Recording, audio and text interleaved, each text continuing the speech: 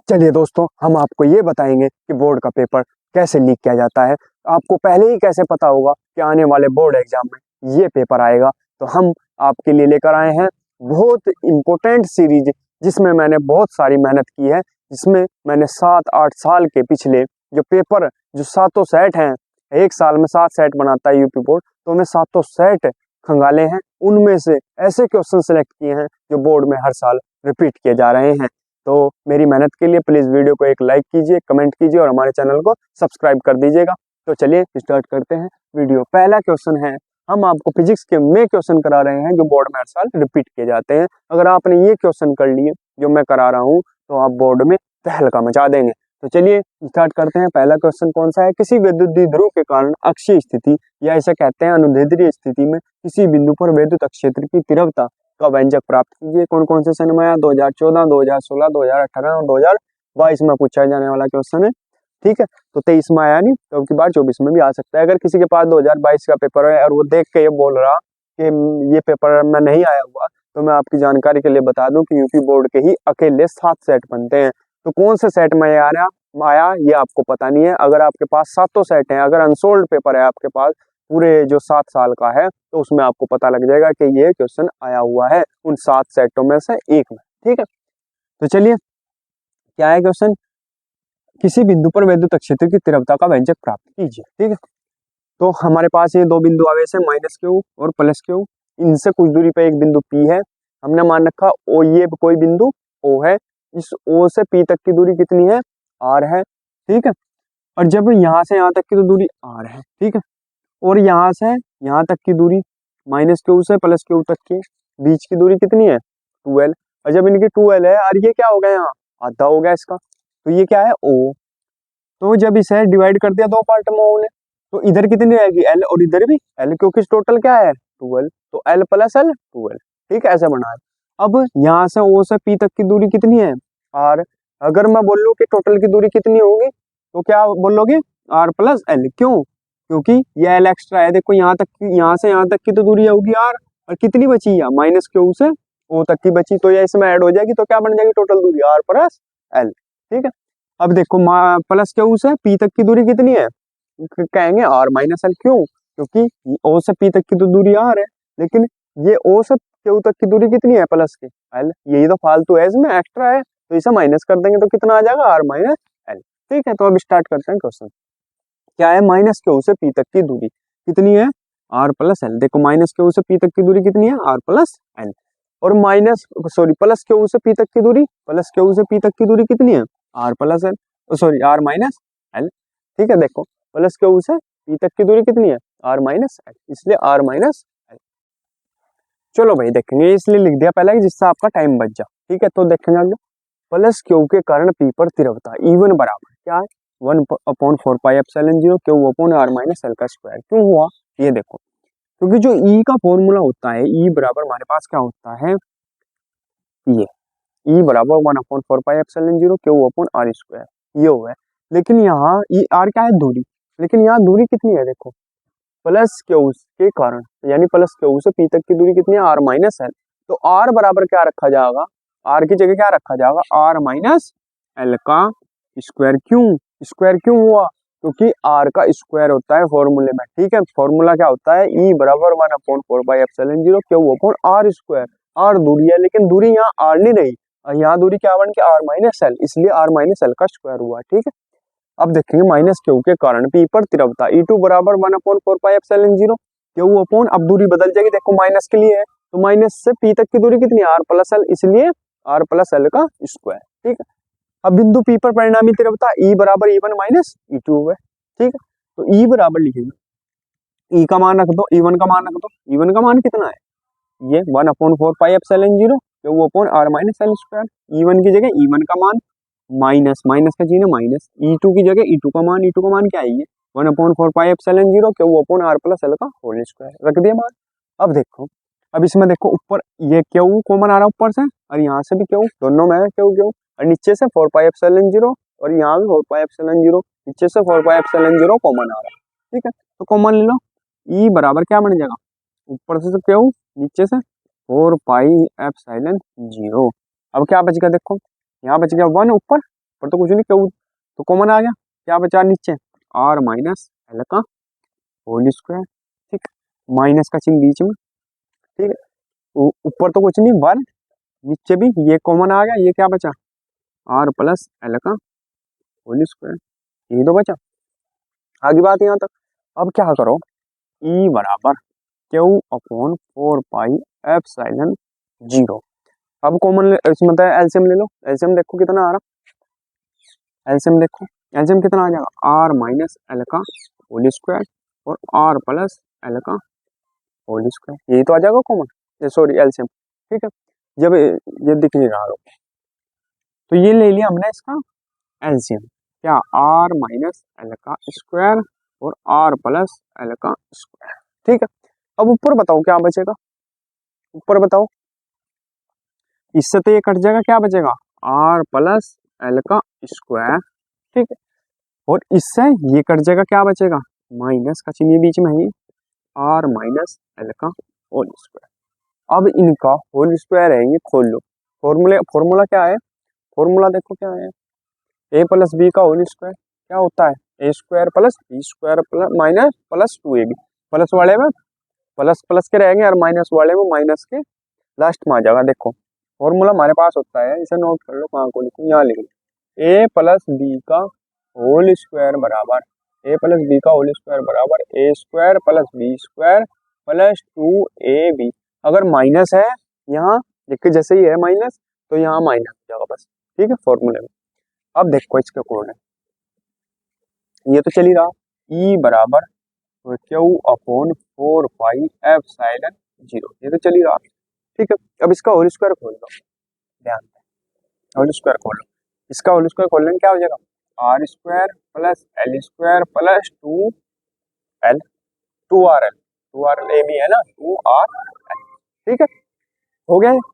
अब ये तो होगा 2 आर एल। अब अगला देखो, ये बीच में चिन्ह माइनस का, इसे खोल लो, लेकिन जब यहाँ माइनस होगा तो यहाँ माइनस हो जाएगा, फॉर्मूले में माइनस होगा तो यहाँ माइनस हो जाएगा, तो क्या हो जाएगा, r square plus l square minus 2 r l, ये हो गया।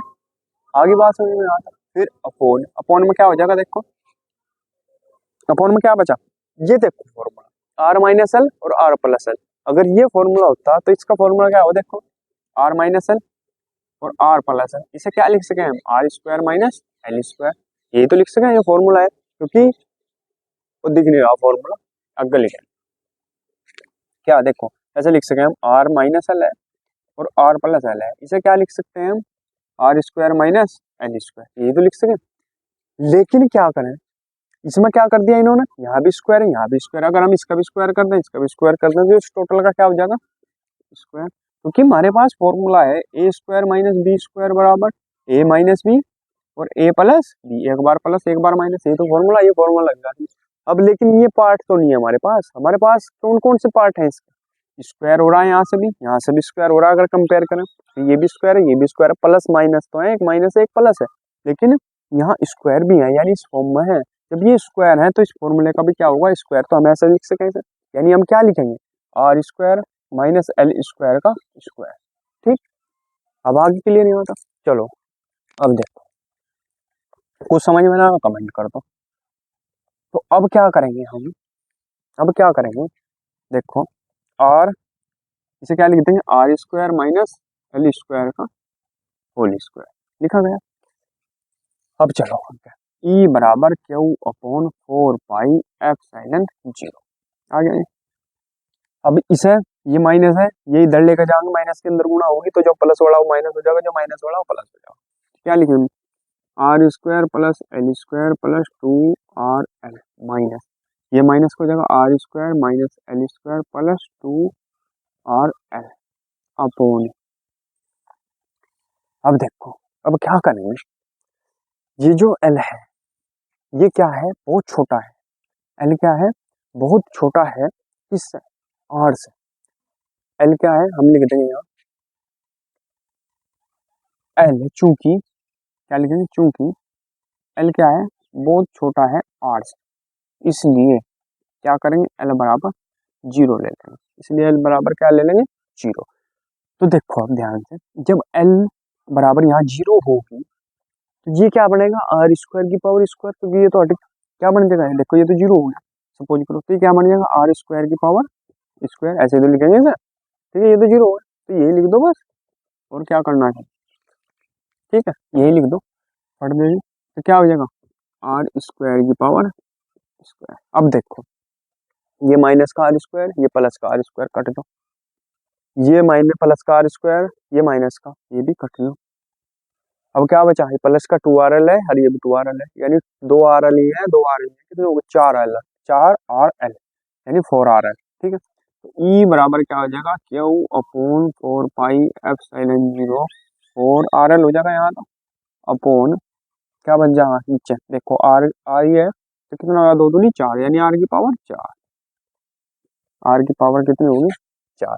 अब देखो, अब हमारे पास, हम इसे क्या करते हैं, इसे क्या करते हैं हम, इसे 2L लिख लो, क्योंकि P हो जाएगा। अब इसका क्या बना लेते हैं हम, ये तो 1/4 पाई एप्सिलॉन 0, ये तो रहेगा ही, ठीक है, इसे क्यू को इधर ले जाओ इसके पास, ठीक है, 1/4 पाई एप्सिलॉन 0 बच गए, क्यू उधर चला गया। अब इसे टुकड़ा में करके लिख लो, 2L लिख लिया, और जब हमने 2L लिख लिया तो यहाँ 2 से गुणा कर दो, कहीं से गुणा कर दो, 2 से, तो पूरे हो जाएंगे, देखो ये 2 दूनी 4, टुकड़े करे नहीं क्या, 2 दूनी 4, L भी है, Q भी है, ठीक? और एक बचा R, हमारे पास R भी लिख लिया, आगे बात, अपॉन अपॉन क्या बचा नीचे, R की पावर 4, R की पावर 4 है, R की पावर 4 को कैसे लिख सके हम, ऐसे भी लिख सके, R की पावर 3 गुना R, ऐसे लिख सके, तो एक R से तो ये R गया कट, और जो ये 2LQ है, ये क्यों लिखा, क्योंकि इसके बराबर होता है P।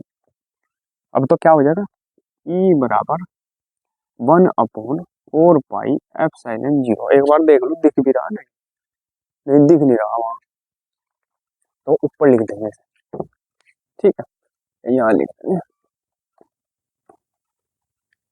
तो अब देख लो, E बराबर क्या होता है,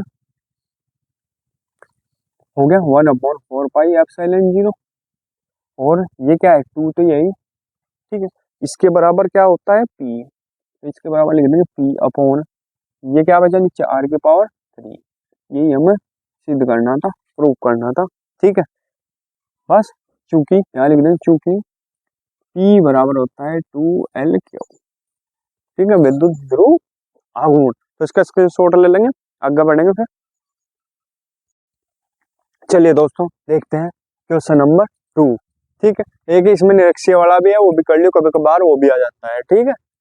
तो क्वेश्चन नंबर 2 देखेंगे, एक समान विद्युत क्षेत्र में स्थित विद्युत द्विध्रुव पर लगने वाले महत्तम बल आघूर्ण का सूत्र प्राप्त कीजिए, कब आया, 2017 और 2022 में, ठीक है।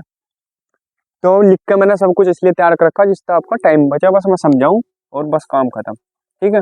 ये 2 बिंदु आवेश है, प्लस Q और माइनस Q, ठीक है, यहाँ थीटा, यहाँ भी थीटा, यहाँ से यहाँ तक की दूरी 2L है, ठीक है, ये QE बल है, और यहाँ से A से C तक की दूरी कितनी है, 2L साइन थीटा।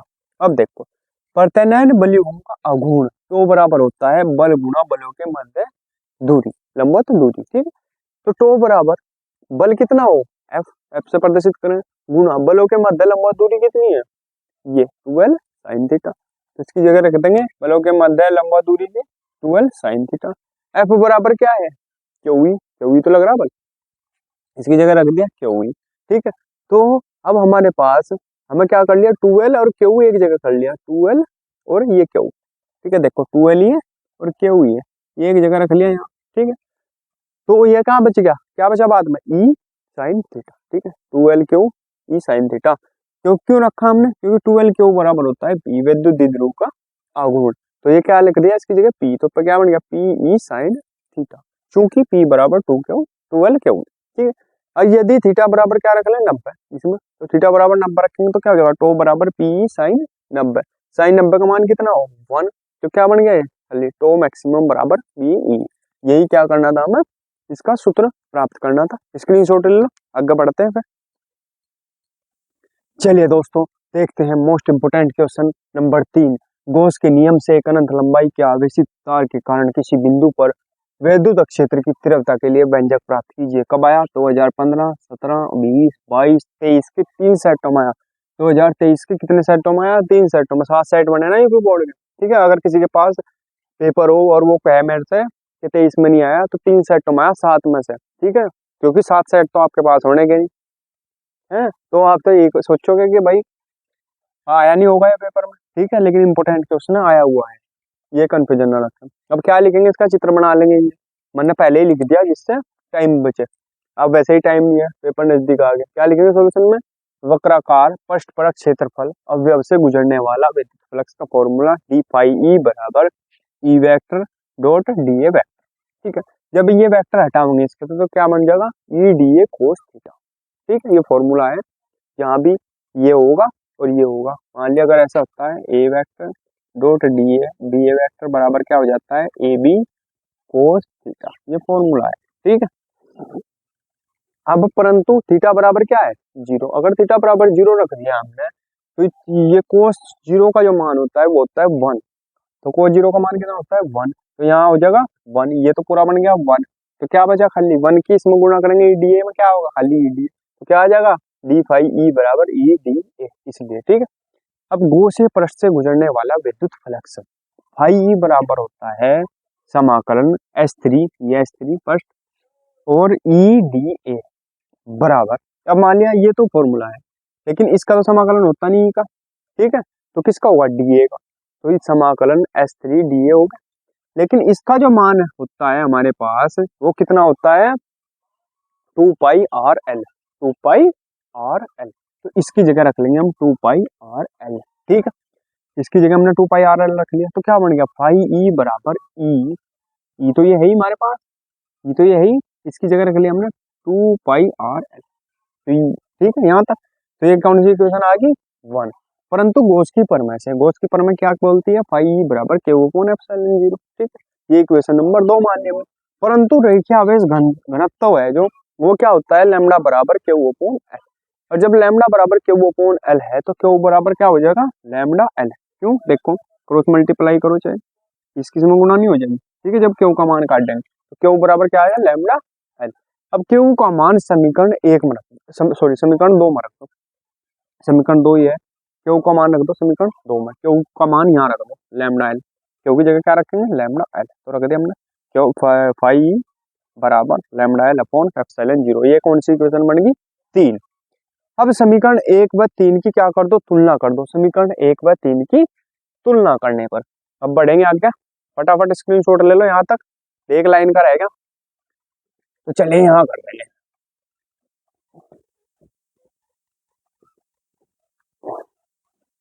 क्या हो जाएगा, देखो समीकरण 1 व 3, एक क्या है, ये फाई ई बराबर, ये फाई का मान है और ये भी फाई का मान है।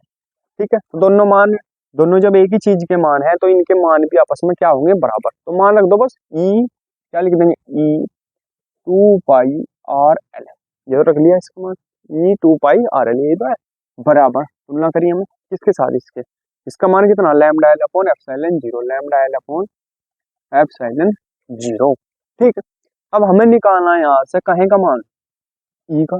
तो ई का मान कितना हो जाएगा यहाँ से, बताओ, लैम्डा एल अपॉन कितना हो जाएगा,